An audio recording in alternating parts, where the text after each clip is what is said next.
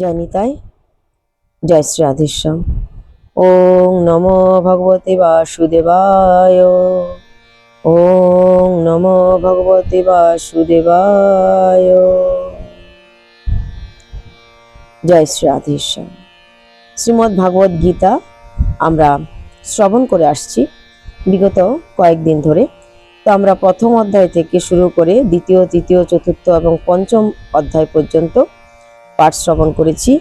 আজকে আপনাদের অভ্যাস যোগ নামক ষষ্ঠ অধ্যায় শ্রবণ করাবো। আসুন ষষ্ঠ অধ্যায় শ্রবণ করি। শ্রী ভগবান উবাচ। ষষ্ঠ অধ্যায়ের প্রথম শ্লোকটা ভগবান বলছেন। সরলার্থ। শ্রীকৃষ্ণ বলিলেন, কর্ম না করিলে কেহ ত্যাগী হইতে পারে না। যে ব্যক্তি ফল ত্যাগী তিনি সত্যিকারের ত্যাগী। প্রথম শ্লোকেই বলছেন সত্যিকারের ত্যাগ কোনটা বা ত্যাগ কাকে বলে। কাজ না করে মুখ বন্ধ করে বসে থাকার নাম ত্যাগ নয়। তুমি কোনো কথা বলছো না, মুখ বন্ধ করে বসে আছো, অথচ মনে মনে চিন্তা করছো, অর্থাৎ তুমি চিন্তা স্বরূপ কাজ করছো। অথচ তুমি কাজ করছো কিন্তু কাজে তোমার কোনো আসক্তি নেই। সে কর্ম থেকে কিছু পাওয়ার ইচ্ছা নেই, কিছু হারানোর ভয় নেই, কেবল আছে ভগবানের প্রতি নিষ্ঠা ভক্তি। তো সেই নিষ্ঠা এবং ভক্তি শ্রদ্ধা তোমাকে নিয়ে যাবে ভগবানের চরণ পর্যন্ত। তো সেই কারণে ভগবান শ্রীকৃষ্ণ বলছেন, কর্ম যদি না করো তবে তুমি ত্যাগও করতে পারবে না, কারণ তুমি তো ফল ত্যাগ করবে, আর কর্ম ত্যাগ করে তো তুমি থাকতেই পারবে না। এই জীবন নির্বাহ করার জন্য তো তোমার কর্ম করা চাই। তাই যে কোনো পরিস্থিতিতে মানুষকে কর্ম করতে হবে, তাই ফল ত্যাগ করলেই তাকে আসল ত্যাগী বলা হবে। সন্ন্যাস ও কর্মযোগ দুই এক। সাধারণত কাউকে যদি এটা বলা হয় সন্ন্যাস ও কর্মযোগ দুই এক, সে বলবে কি করে এক হতে পারে? সন্ন্যাসীরা তো গৃহ ত্যাগ করে ছেলে মেয়ে, বাবা মা, স্ত্রী সবাইকে ত্যাগ করে তারা সাধু হয়ে যায়। তারা কেউ দণ্ডধারী সন্ন্যাসী হয়, নিজের শ্রাদ্ধ শান্তি নিজে করে, নিজের সব কিছু সম্পর্ক ত্যাগ করে তবে সে সন্ন্যাসী হয়, দণ্ডধারী সন্ন্যাসী। তো এখানে সন্ন্যাস ও কর্মযোগ এক কি করে বলছে? কামনা থাকা পর্যন্ত কেহই যোগী হতে পারে না। অর্থাৎ যদি মনে কামনা থেকে গেছে, সে বাইরের দিক থেকে সমস্ত সম্পর্ককে ত্যাগ করে দিয়েছে কিন্তু মন থেকে ত্যাগ করতে পারে না, তাহলে সন্ন্যাসী হবে কি করে? তাকে বাইরের দিকেও যেরকম ত্যাগ করতে হবে, মনের দিক থেকেও ত্যাগ করতে হবে। মন থেকে ত্যাগী হতে হবে, তবেই তিনি সন্ন্যাসী হতে পারবেন। তাই কর্মযোগী সন্ন্যাসী দুই এক। কামনা থাকা পর্যন্ত তিনি যোগী হতে পারেন না। যেই ব্যক্তি যোগ লাভ করিতে চান তিনি কর্মকে ধারণ করিয়া থাকেন। যে ব্যক্তি ভগবানের সঙ্গে যুক্ত হতে চান, যোগে মনোনিবেশ করে তার মাধ্যমে যিনি ভগবানকে প্রাপ্ত হতে চান, তিনি কর্মকেই ধারণ করে থাকেন। কারণ কর্ম যদি না করে, যোগ যুক্ত যদি না হয়, ধ্যান যদি না করে, তিনি ভগবানকে পাওয়ার জন্য চেষ্টা যদি না করে, সাধন ভজন যদি না করে, তবে কি করে তিনি ভগবানকে পাবেন? কি করে তিনি যোগে যুক্ত হবেন? তাই যোগে যুক্ত হতে গেলেও তো কর্ম করা চাই, কর্ম করতেই হবে। সাধারণ কিছু ব্যায়াম করতে যান, তাহলে তো কর্ম করতে হবে।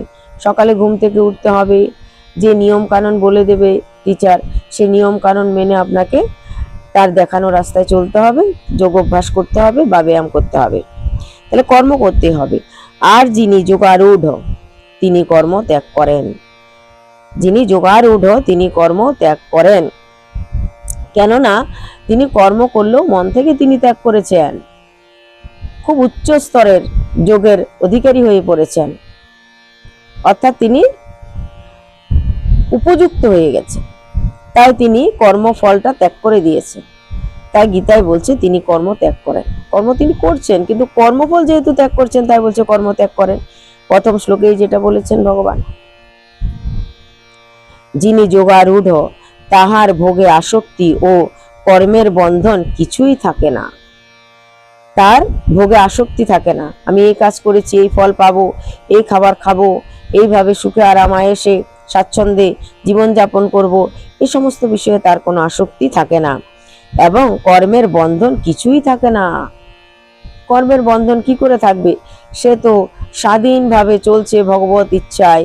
তার ভিতরে যে অন্তঃকরণে ভগবান যে আছেন, সে ভগবান তাকে পরিচালনা করছেন, ভগবানের দেখানো রাস্তায় তিনি চলছেন।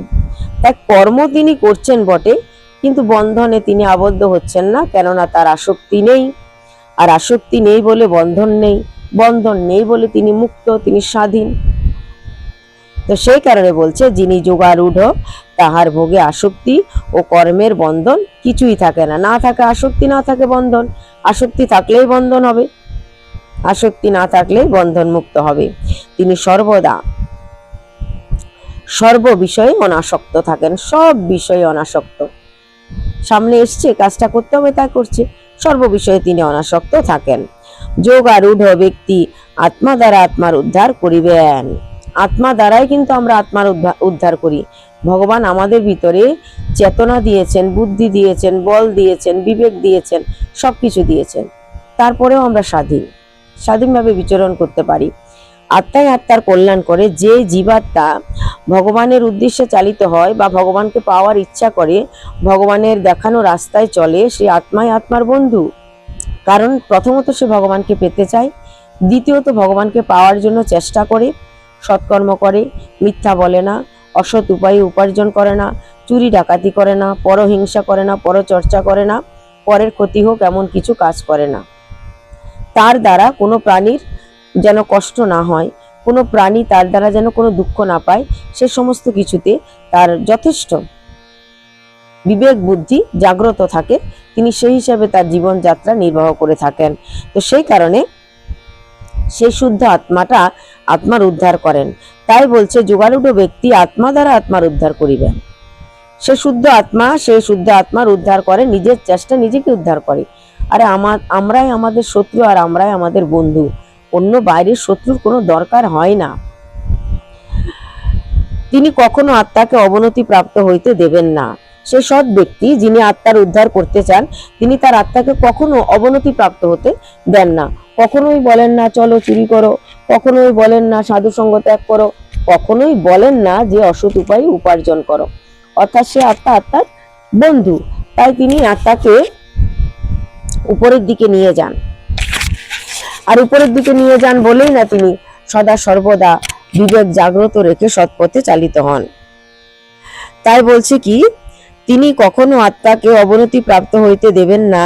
আত্মাই আত্মার বন্ধু, আত্মাই আত্মার শত্রু।